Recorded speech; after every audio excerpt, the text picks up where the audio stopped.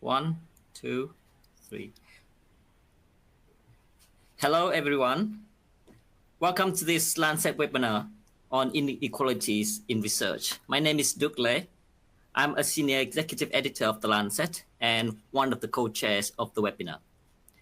2023 is an exciting year as we mark the 200th anniversary of the Lancet, and we are taking this opportunity to shine a light on critical health issues, focusing particularly on 5 themes that we called spotlights. These are universal health coverage, health and climate change, research for health, mental health, and child and adolescent health. This webinar is part of the Spotlight on Research for Health, and over the next hour, we will explore inequalities in research workforce, the overlooked roles of research participants, and inequalities in research publishing, medical education, and dissemination of knowledge. The webinar will be a panel discussion, followed by a Q&A session. You're welcome to submit questions throughout the webinar by using the Ask a Question box on the dashboard. On the webinar dashboard, you will also see a box with related Lancet 200 resources and a link to our Spotlight content that takes you to thelancet.com. You can adjust or minimize any of those boxes on the dashboard to suit your preferences. It will be recorded, and the link to the on-demand version will be emailed to all who registered. Please also join the conversation on social media using the hashtag Lancet200. Once the webinar has ended, please complete our 30-second feedback survey so that we can continue to improve our webinar's offerings. Before we get going, let me introduce my co-chair, Shalini Garg. Shalini is the editor-in-chief of our youngest journal, the Lancet Regional Health Southeast Asia. Shalini is based in India together with the rest of the journal's editorial team. I'll now hand over to her to set the scene for us. Thanks, Duke. Hello, everyone. It is such a privilege to be co-chairing this webinar.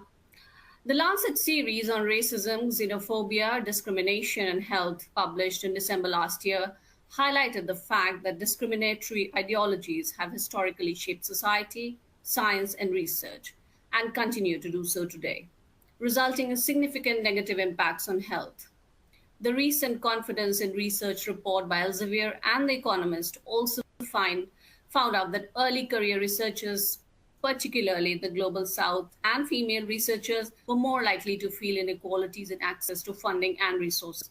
Such inequalities and the negative impacts on health are further exacerbated when resources become scarce, such as during the COVID-19 pandemic.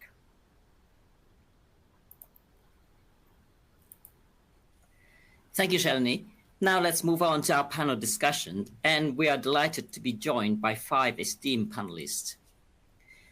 First, we have Dr. Mary Bernard, Chief Officer of Scientific Workforce Diversity, the U.S. National Institute of Health. In her role, Mary ensures that the full range of talent is accessed to promote scientific creativity and innovation. She co-led the development of the fiscal years 2023-2027 NIH-wide Strategic Plan for Diversity, Equity, Inclusion, and Accessibility, or DEIA, and is working on its implementation. She also co-chairs the advisory committee to the NIH Director Working Group on Diversity, the NIH Steering Committee Working Group on DEIA, and the NIH Unite initiative to end structural racism. We'll also be joined by Associate Professor Firusha Naidu from Nelson Mandela Medical School, University of KwaZulu-Natal, South Africa. Firusha's research focus in medical education is inspired by her experience as Global South participant in many global health research projects on mental health and infectious diseases. Her research focuses on global medical education, exploring critical and theoretical perspectives, including decolonial and feminist theories. She is interested in how research, authorship, and scholarship practices shape dominant and marginalized narratives in medical education research, teaching, and clinical practice. Next, we have Professor Raymond Gagnon from University of Quebec at Trois-Rivières, Canada, and Claudine Schalke, associate researcher from Center for Research on Work and Development in Paris, France. Both Raymond and Claudine have a long career of being a midwife for many decades. Raymond actively contributed to the development and implementation of midwifery in Quebec and founded one of the first birthing centers there. Her research interests lay with the experience of pregnancy and childbirth, interculturality, professional identity, professional practice, and respectful care. Claudine has been a hospital midwife and a district midwife for over 30 years. Her research interests focus on work and recognition, including midwives and women's health and activity, mother and parenthood activity. In 2020, she initiated the first French language collection directed by midwives from 6 different countries. Raymond and Claudine recently co-authored the essay, When Inducing Labor Compromises a Woman's Motherhood. Finally, we'll be joined by After Matharu, Professor of Green Chemistry at University of York, UK. Beside his core research interests using scientific intervention and innovation to alleviate poverty, improve health and environment, improve water quality, After also co-chaired the University of York Staff Race Equality Forum. He is pioneering decolonization of research through a very simple but highly effective concept known as the Matharu plot. You'll have to stay tuned to find out what a Matharu plot is later in the webinar. So as well, we have heard from Shalini, the COVID-19 pandemic has exposed and exacerbated inequality in the wider society as well as within research environment. But some groups of researchers are more affected than others.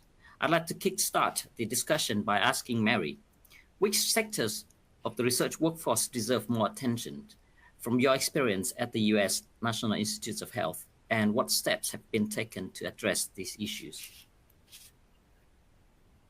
Well, thank you very much. It's a loaded question. I'd like to have the whole hour. However, I will use the 4 minutes that have been allocated to me to talk about what our data show about the talent pool that's out there and where there are opportunities for more inclusion. What you see represented here are 4 different sets of columns that are allocated based upon race and ethnicity. And you see to the far left that when it comes to non-Hispanic white researchers in the United States, we are have a good representation of those researchers in receipt of R01 grants. That's the type of funding from the National Institutes of Health that's associated with the scientists being able to get tenure, versus their representation in the science, technology, engineering, and math workforce in general in the United States, versus their representation in the US population. That's the first set of columns that you see there. You see that same sort of thing for Asian scientists, but you can see that there are some opportunities for more inclusion of Hispanic or Latino scientists and Black or African American scientists within the workforce here in the United States.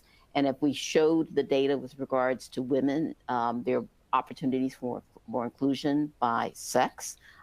There's opportunity for more inclusion of scientists who are living with disabilities, and we're still looking at gathering accurate data with regards to sex and gender minority populations. But with the pandemic, with the disparate morbidity and mortality that we saw by race and ethnicity in the United States, and I think across the globe, there were disparities that we're seeing.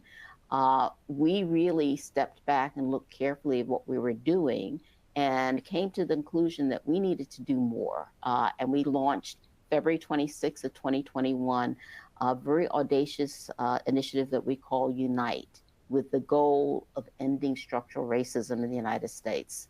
We recognize that structural racism is a big problem, and that we at the National Institutes of Health are not responsible for everything that contributes to that. But we have a particular bully pulpit, being the largest funder of biomedical and behavioral research in the United States, to influence things. The Unite initiative has 4 components to it. Most importantly, that it is a people-focused initiative that is data-driven.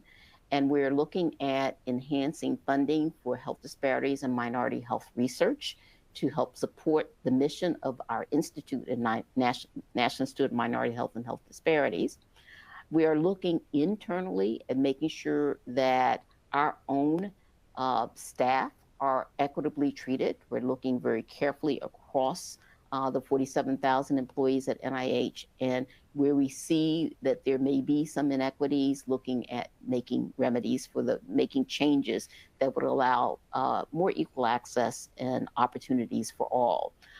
And we have a number of initiatives that are externally facing to support academic and research institutions across the US to do a better job of making sure that there's equity for all, because we're very much impressed by the data that shows that when you have a diversity of perspectives, and perspectives are often influenced by one's prior life experiences, you get better creativity and greater innovation in science.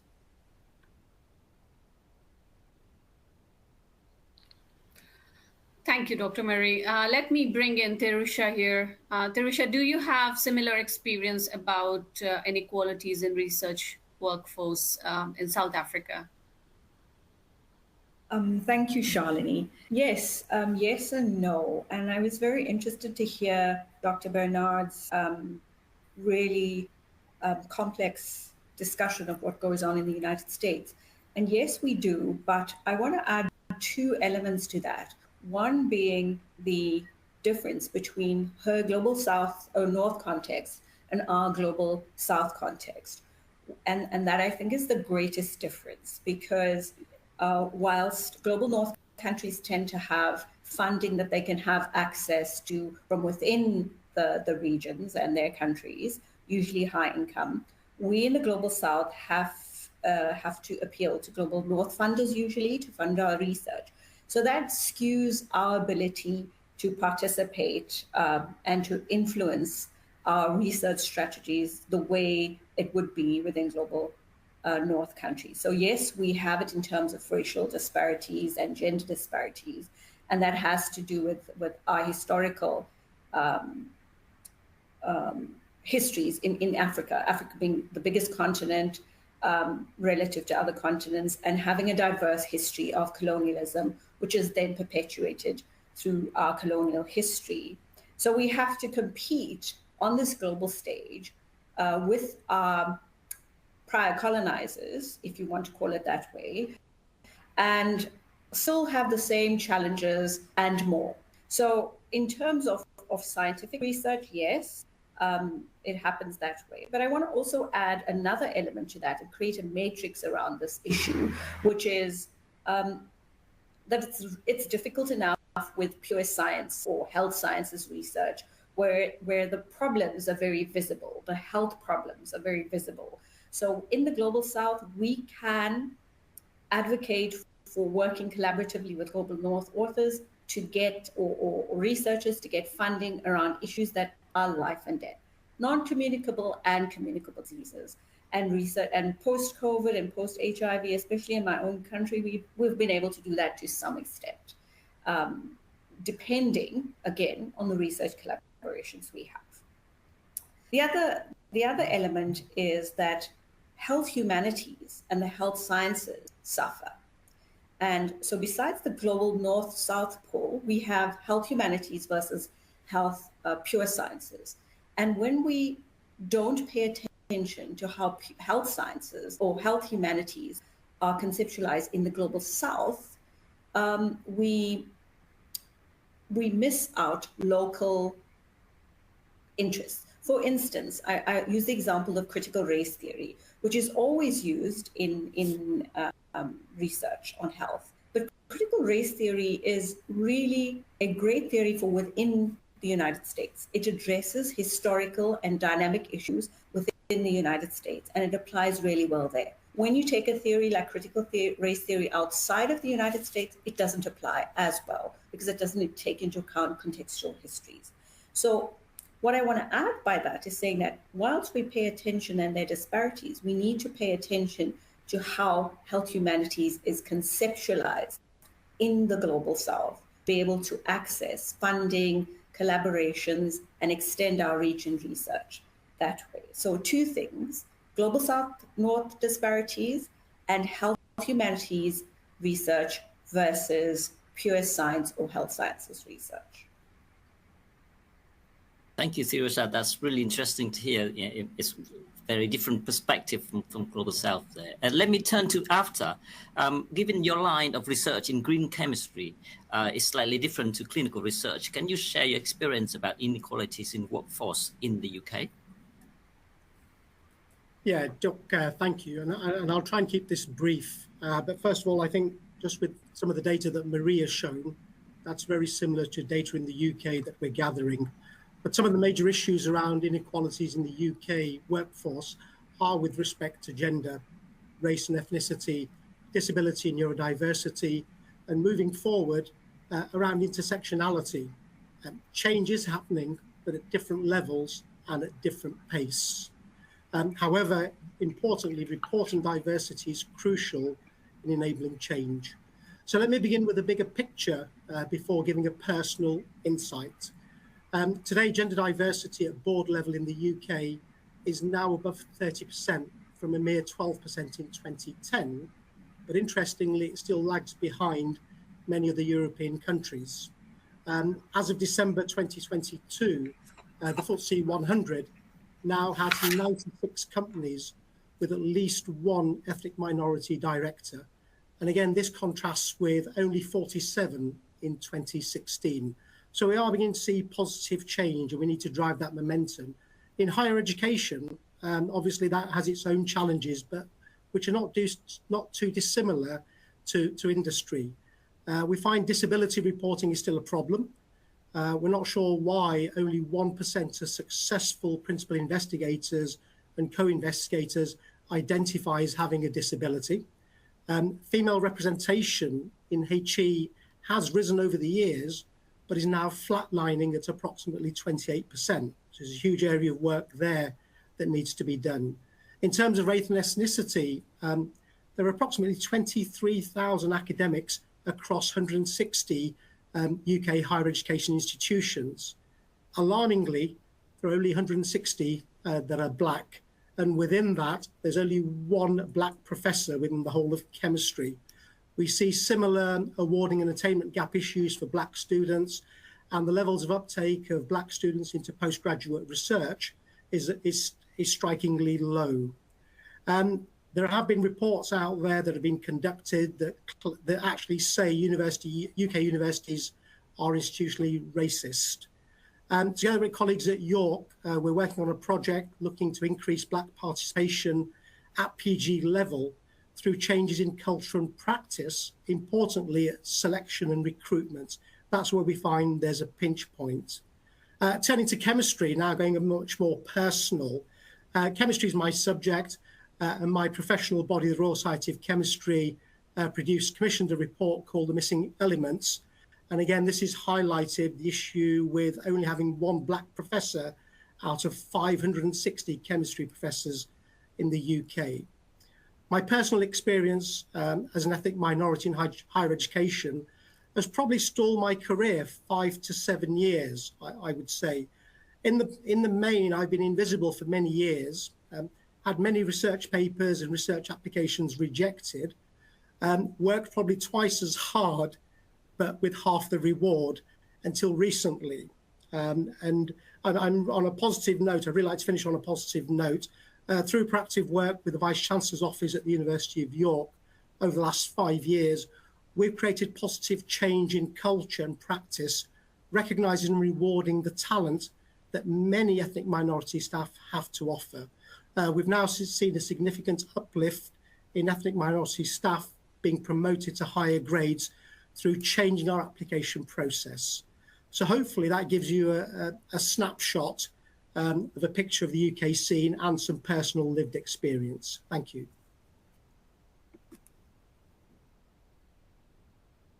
And specifically from a midwifery perspective, Ramond, please share with us your experience when it comes to inequalities in workforce.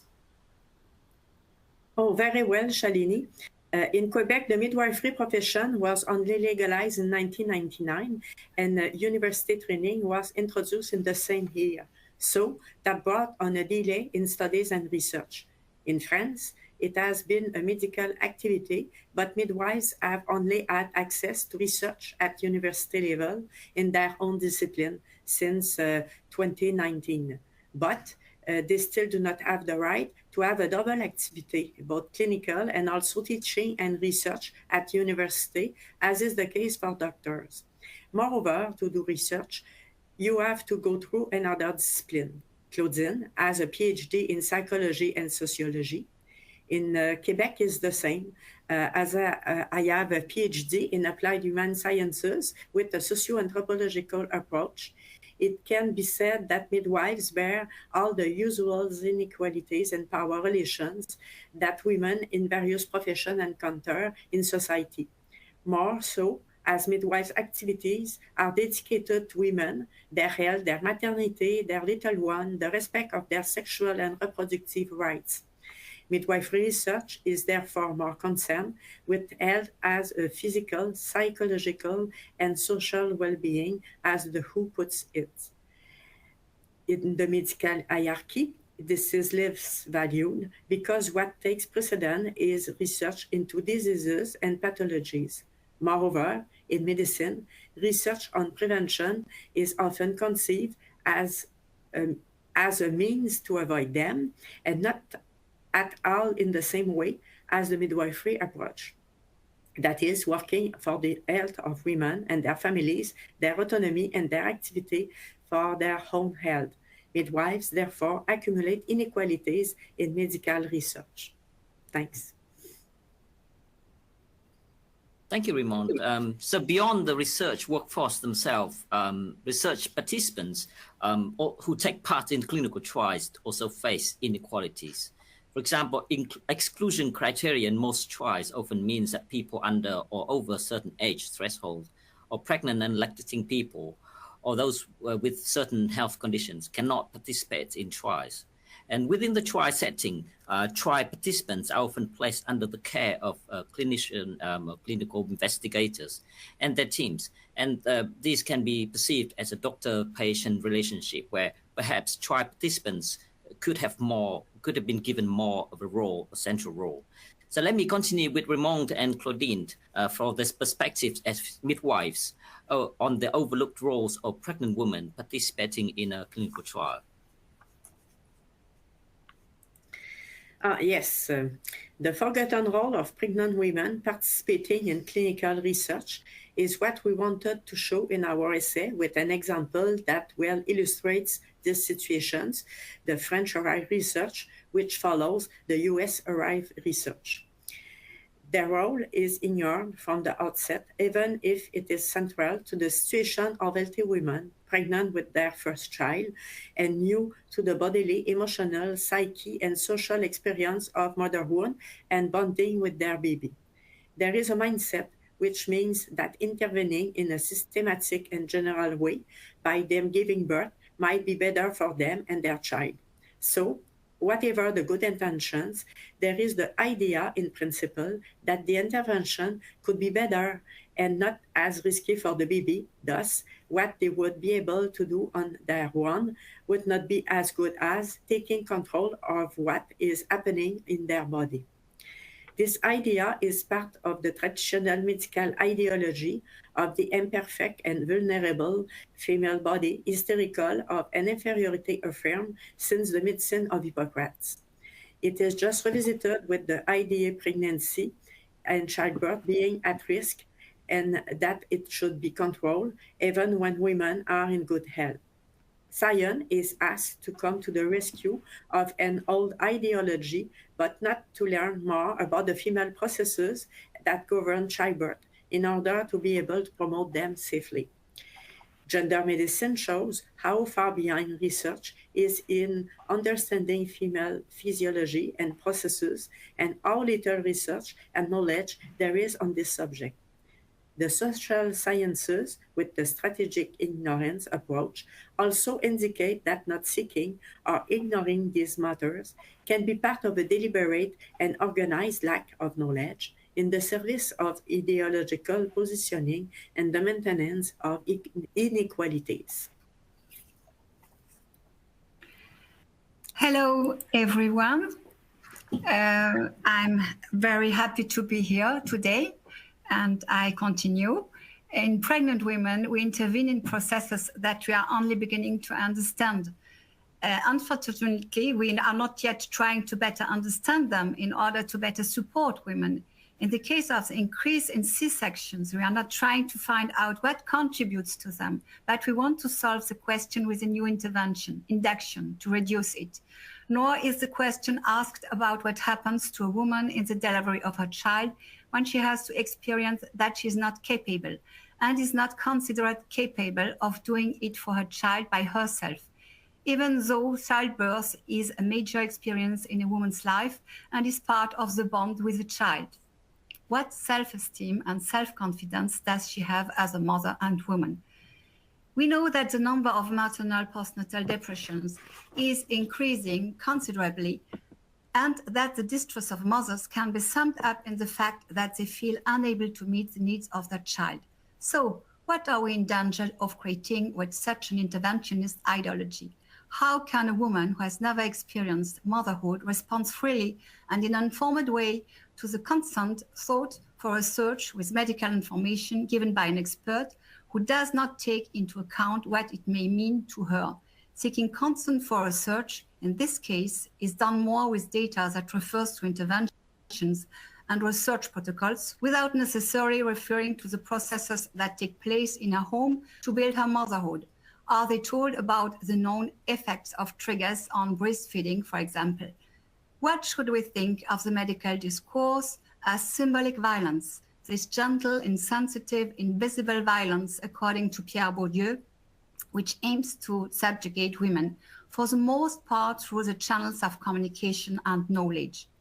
All these questions concerning the role of pregnant women in French-derived research remain as if in a black box, without any knowledge on how they influence the research and how they affect women. Thanks.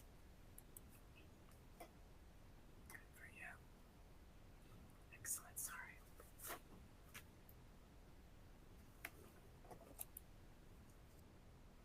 Shalini, are you on mute? I'm not sure if Shalini is there. So Thank you maybe, so much. Oh. Yeah. Sorry. Thank you so much, Ramon and Claudine, for bringing out those insights into the overlooked population group of pregnant women and their needs as thought of by the research community. Let me bring in here Thirusha for her perspective of a clinical psychologist. Thirusha, do you think trial participants in your field of research should have more voice than they currently have now?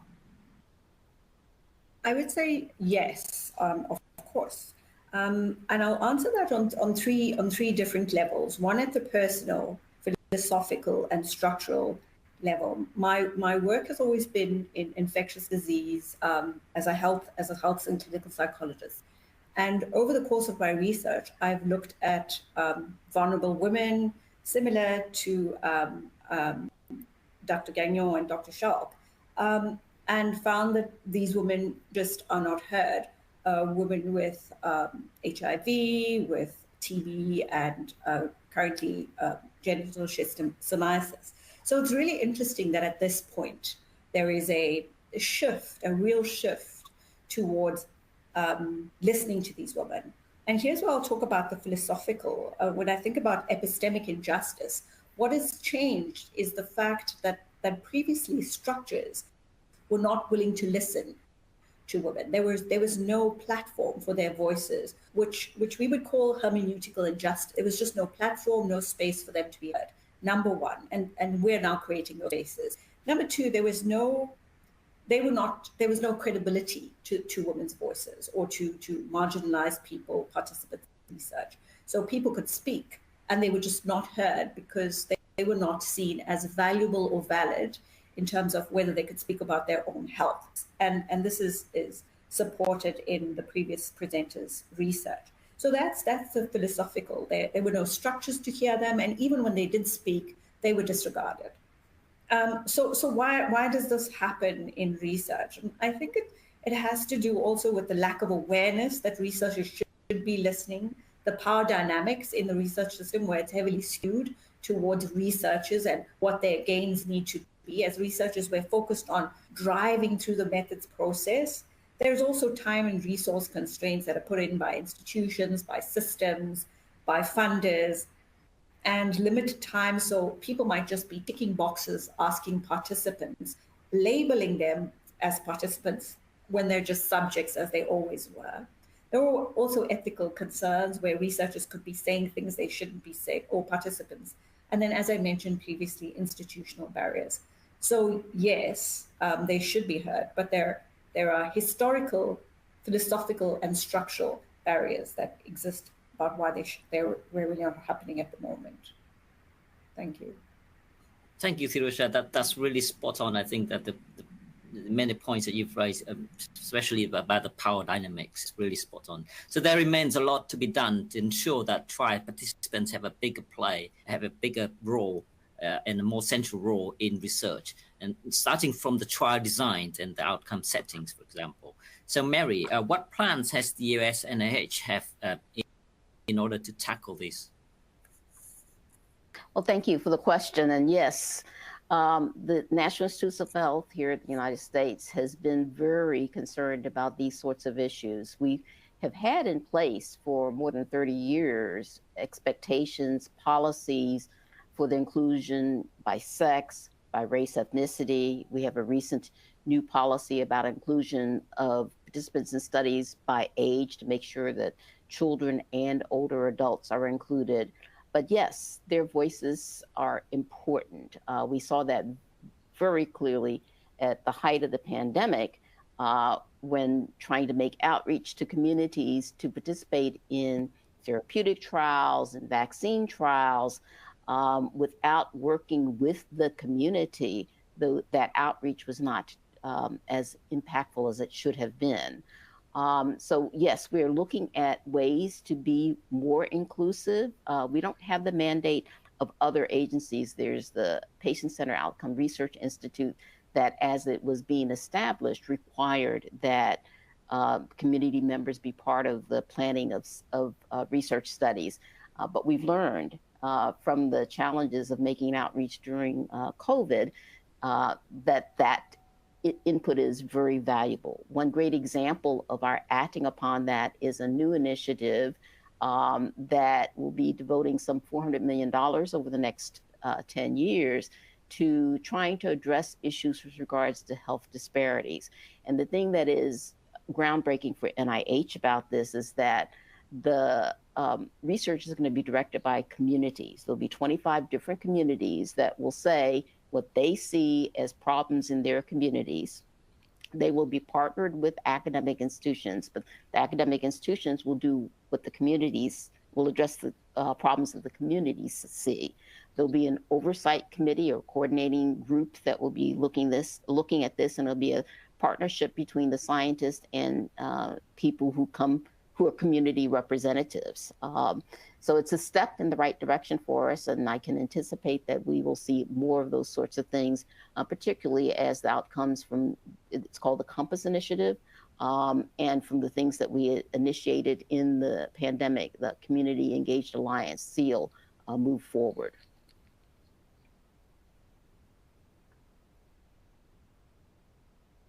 Thanks, Marie. That sounds very inspiring and promising. So research publications does play a major role in career development, medical education, and also dissemination of knowledge. Yet there exist inequalities in all these aspects. So one of our panelists has come up with a very simple innovation that could alleviate some of these issues. Avtar, please tell us about your Matharu plot and what is it? Why did you develop it? Over to Avtar. Shalini, thank you very much. Absolutely, just building on the conversation, Thirusha mentioned power dynamics, and absolutely power dynamics have an important role in what I call Matharu plots. So what are Matharu plots? Matharu plots are one-page infographics. So on your screen, you are seeing two Matharu plots side by side, and they're showing distribution of research literature and a narrative to explain why we're seeing such a distribution. The background to all of this was I had to introduce decolonization of research to our postgraduate students. And it can be a difficult conversation to have. So the starting point of the conversation was when you write your research report or your research project or any major document that you are writing, which involves a lot of references, and take a look at your primary literature and look at the institution of the corresponding author and start to build up a chart that shows where you are looking and citing your research. And this rapidly evolved into recognizing unconscious or hidden biases. We're getting students that were predominantly citing literature from the global north and hardly any from the global south. Okay? And that allowed a conversation to be had with the researcher to reflect on where they were looking for their research, where they were citing the literature from, to look wider, but also to ask the question, why weren't they looking wider? So it was a nice way to develop this conversation and introduce equality, diversity, and inclusion. So the two maps that you see there, these have been done by our PhD students. Okay? And this is where they've done a literature review on a particular topic, and they've demonstrated and cited and shown distribution of their literature. And interestingly, in terms of the power dynamics, we can still see power dynamics residing in the global north. Okay? The term for graphics, if you look at the geographical map, the continent of Africa, largest continent, is actually devoid of many references. And it's getting that conversation to look wider. Where am I today with math through plots? What's being done? The nice thing about math through plots, they've recently been featured in Nature, and there's a link there to a much wider article. But these are very, very simple. As a student or as any researcher reads a paper, okay, all they do is look at the institution, the corresponding author, and build up a chart. So they're simple, they're quick, they're effective, they're impactful. Okay? These are visual presentations that can clearly demonstrate any biases or hidden aspects of inequality. They allow discussion, they're reflective. And the nice thing is that although I've done this with chemistry, math through plots are discipline independent. And importantly, they begin to change culture.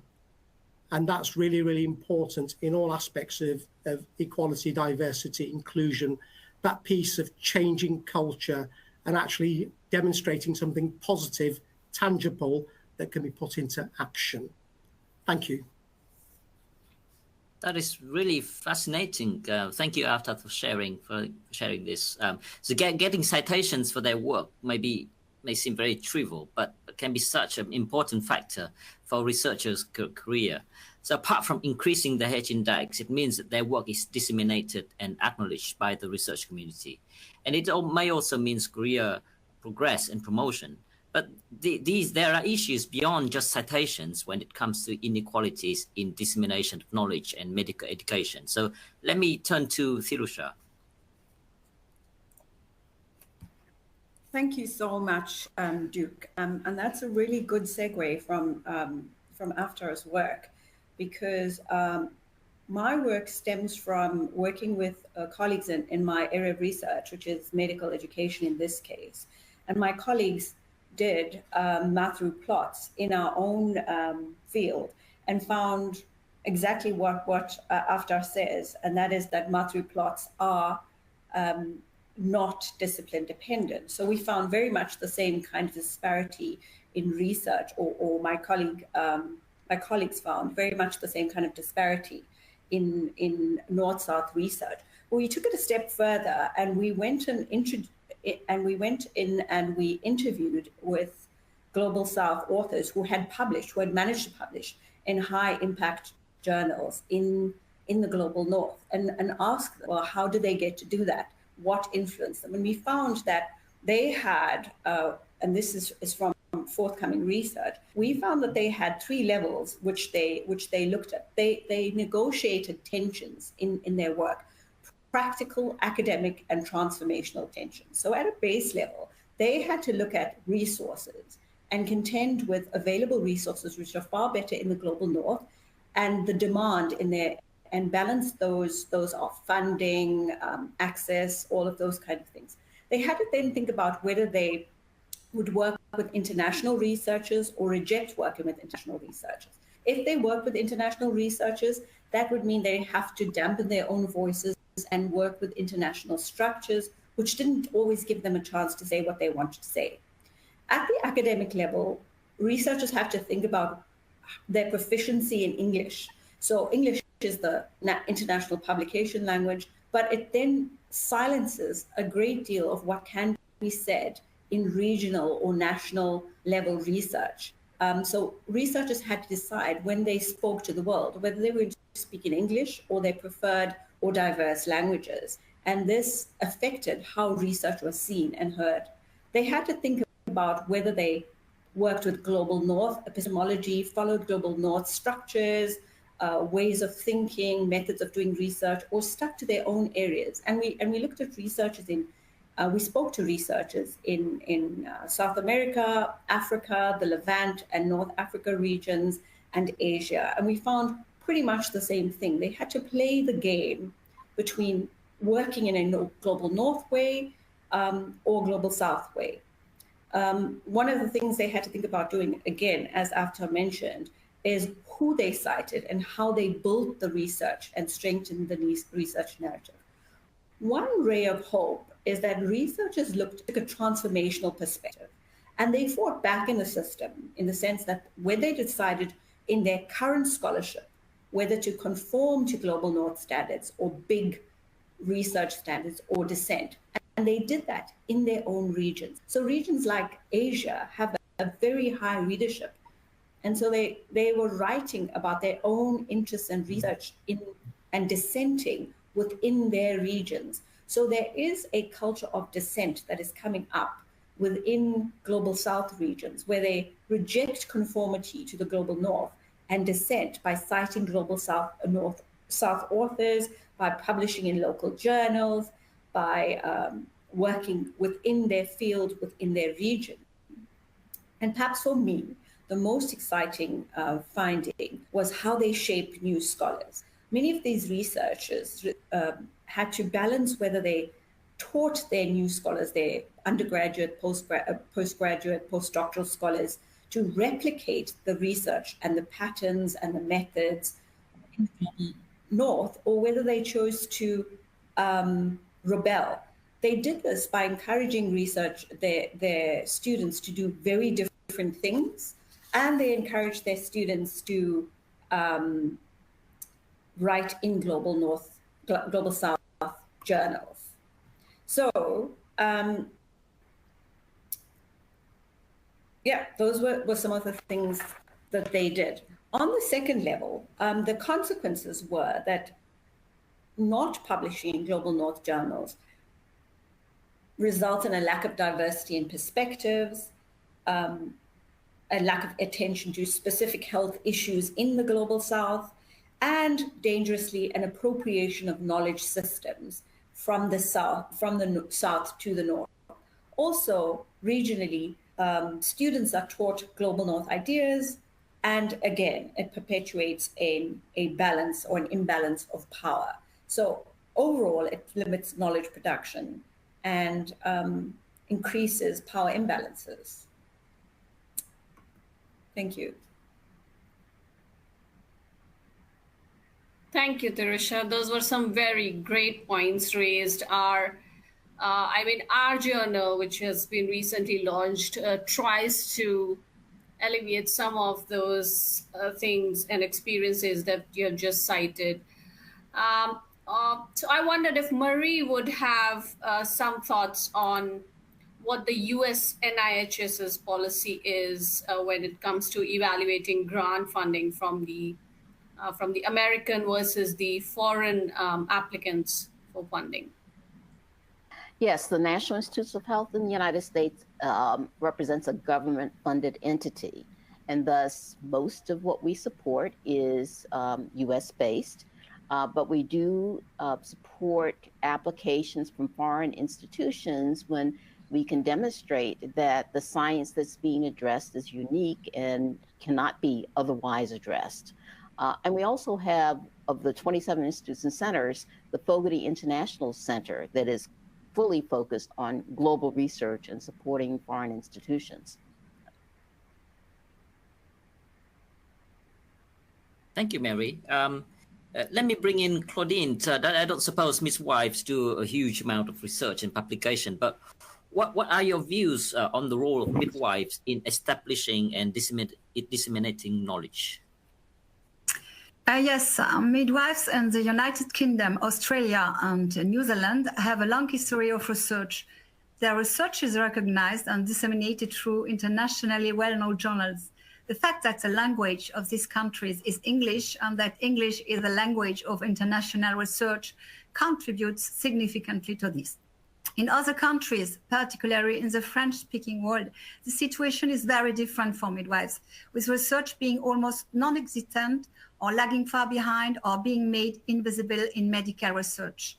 Yet midwives have much to contribute with their professional culture in their specific approach to women's health and their families concerning major human phenomena, such as sexuality, motherhood, and parenthood, as well as the inclusion in the social link and in a community of human beings. The contribution of midwives to research is also to ask research questions in a different way.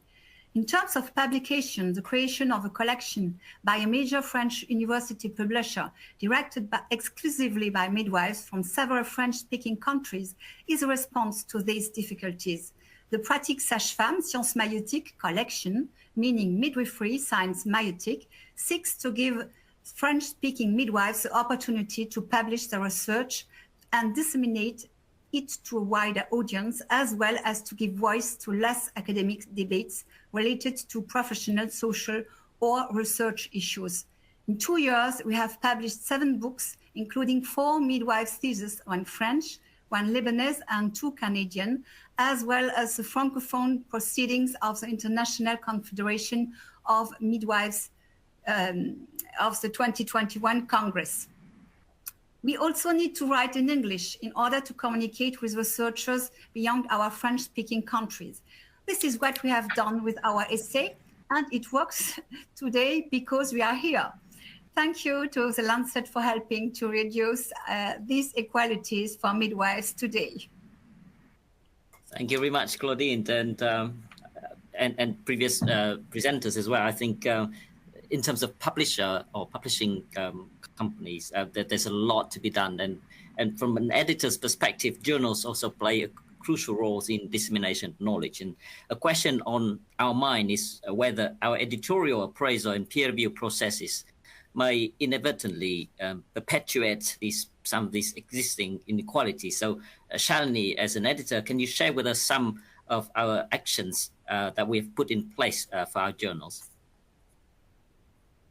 Thanks, Duke. This is a very, very important question as far as our roles are concerned. And as Terusha alluded to earlier, that there are these two worlds between which the researchers have to toggle. One is their research needs, and the other are the research career needs. So our journal was born out of the Global Health Equity Initiative of the Lancet Group. And to realize those goals of global health equity as a journal, we have put some we try to do some of the things we are trying to do at our journal are that while evaluating manuscripts, we look at science and not the authorship or the affiliations of the authors. But having said that, we also require local authorship on the manuscripts so that the authors can provide contextual insights to the study design and interpretation of the findings. Other than that, we also assign our manuscripts to local reviewers so that they can understand why the study was done and what are the implications of the study in the local settings. While we are commissioning work, we ensure that there is a diverse and inclusive authorship in the commissioned work. So these are some of the actions that we have taken at our journal to try to alleviate the existing inequalities in research publication. Thanks.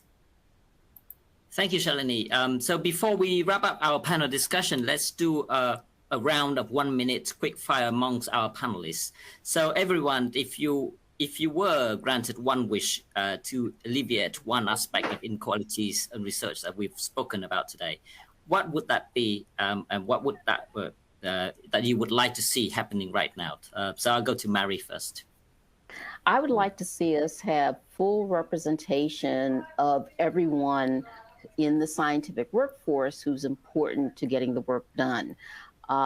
If we had full representation, we'd get the diverse perspectives that we need to get good science, good inclusion in clinical studies, and greater creativity and innovation. Thank you, Mary. Tirusha.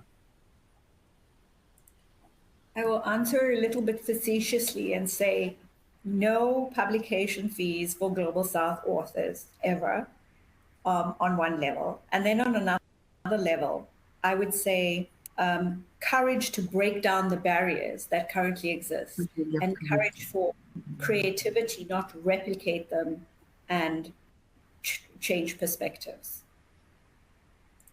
Thanks, Tirusha. Raymond and Claudine.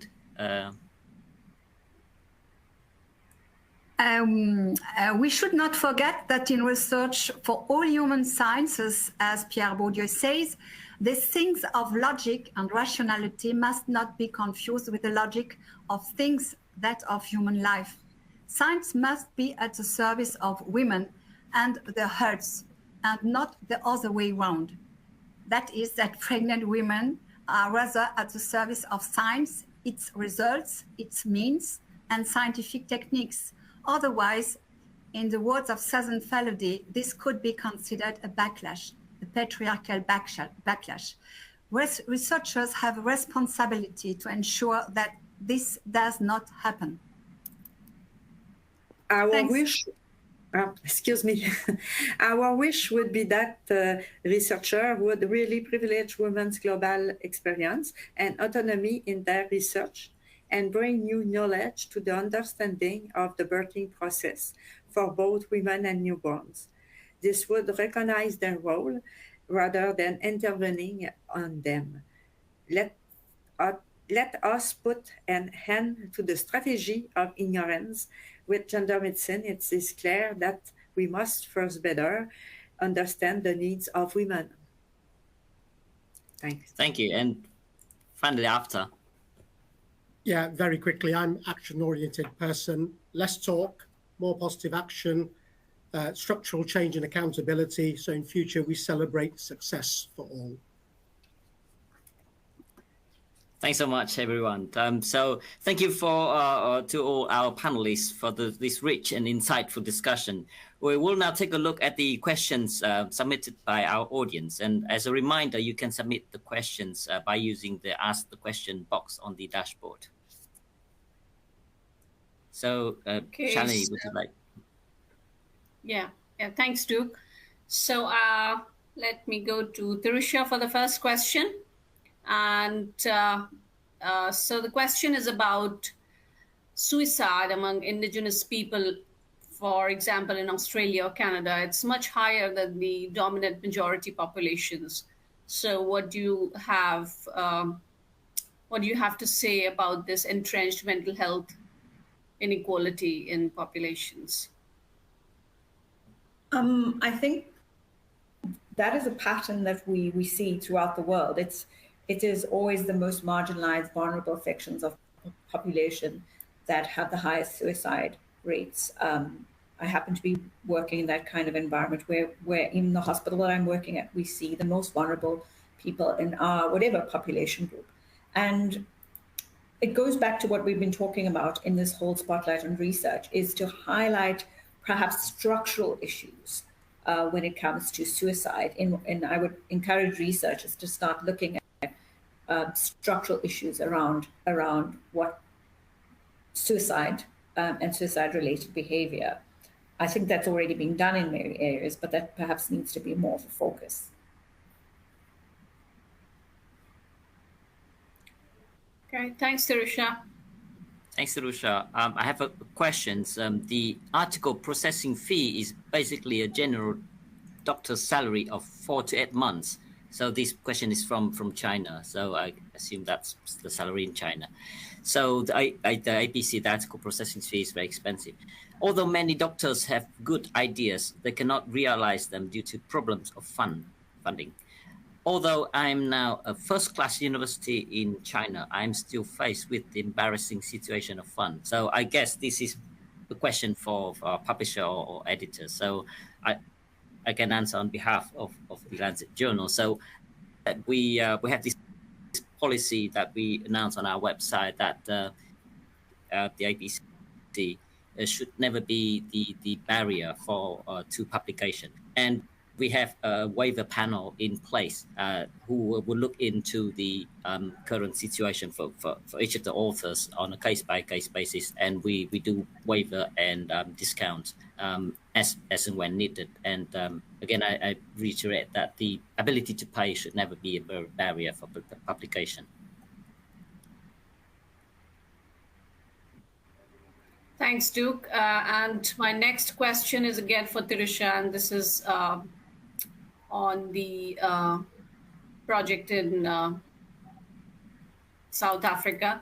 So the question is, how effective are voluntary groups and NGOs in reducing inequalities and securing universal health coverage in different states or regions? So 20 years ago, this person visited the hospital on an evaluation project for the UK Department of International Development. And they were really impressed by the impact of women's group in relation to HIV and AIDS. So Terusha, would you like to answer? Yes, yeah. I would say they're very effective. My PhD research was with exactly such a group, and they made a huge difference in a rural area that probably had no other medical resources available, very few other medical resources available. But I think, yes, and more people, women in these organizations or marginalized people are having more of a voice. And we're seeing it in South Africa because it's attracting more research that is directly guided towards NGOs. So I think the answer is yes. And more they're being recognized because there's activism from the ground up. I just would like to see more formal research in the area. And thank you, Terusha. Claudine or Ramon, would you like to add something to what Terusha has just said? It's a very big problem because we have to change the culture, our mentality, the medical mentality, the medical culture, and we have to change the education and training. It's a very big work to do, and we have to do it every day in our work.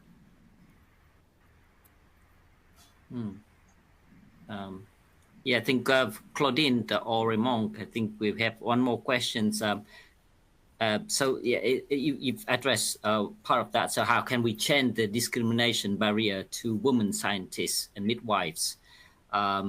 Surely the onus should be on educating male medical students before they graduate. Yes. Women's rights are no less important than the rights of men, especially regarding childbirth. I think you probably can't disagree with that. But I don't know if you want to add anything to that. Yeah. It's sure that it's a problem of training and education, and to change the medical mentality in research and in working in the hospitals and everywhere. It's for women and for men. and for all students. And it's very difficult because there is a history of this culture, and culture is very difficult to change. So it's a work that we have to do every day in training with students for men and women.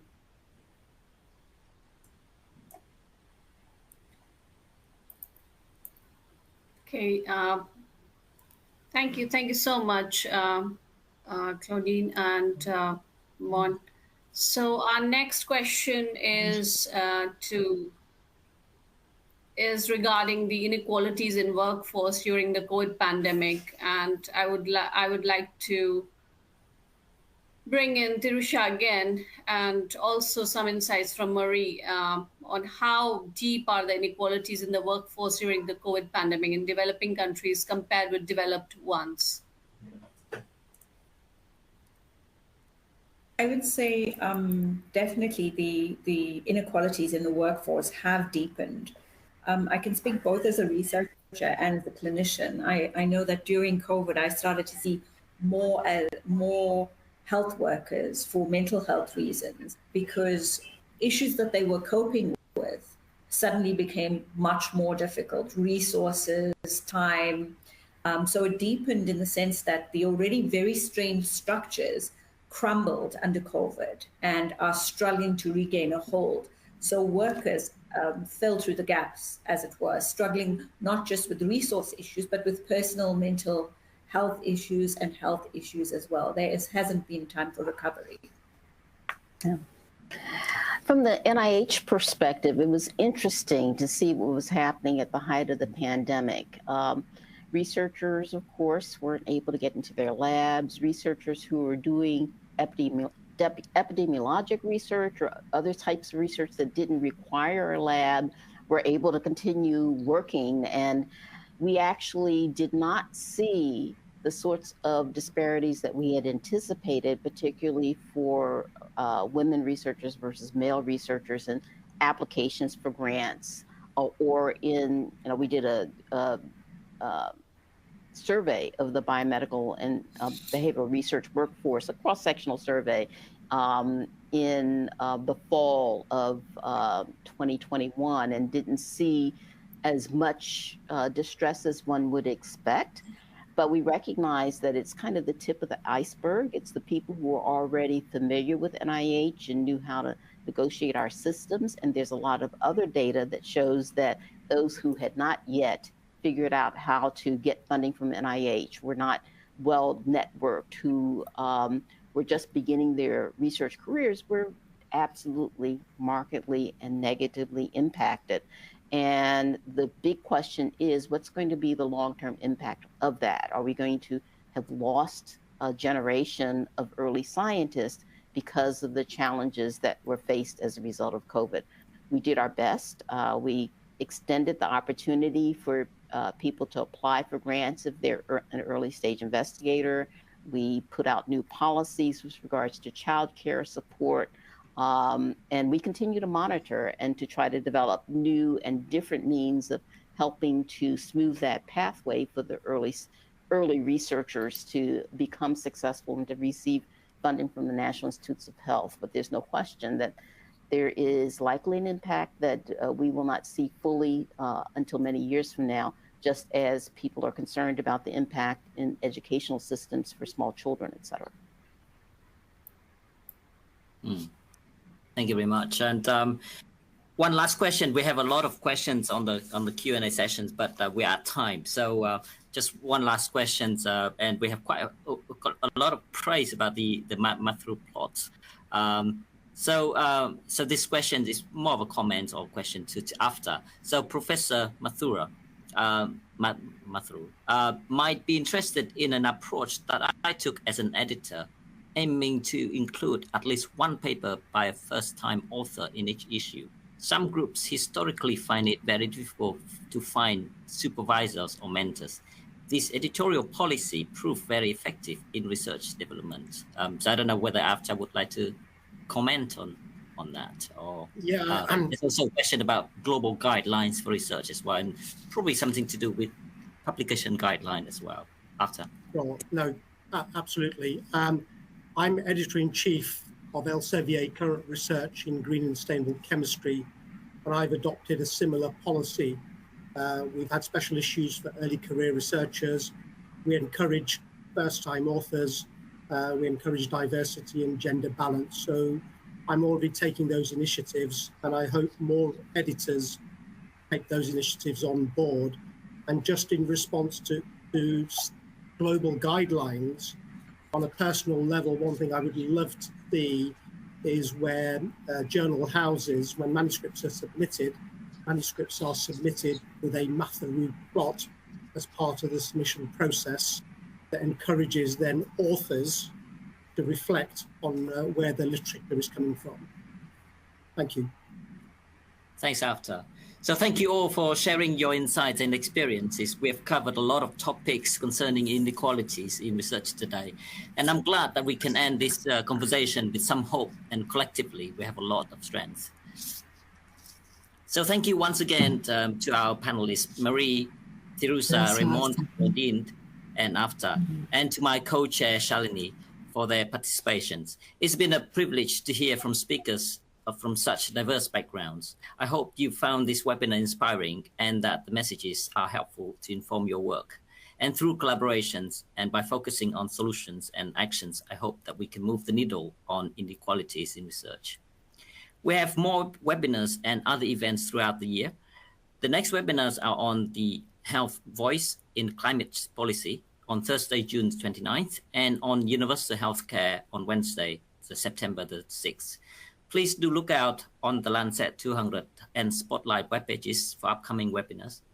You can also explore more about our 200th anniversary on the Lancet 200 website, sign up to our update alerts, and follow hashtag Lancet 200 on social media for the latest updates.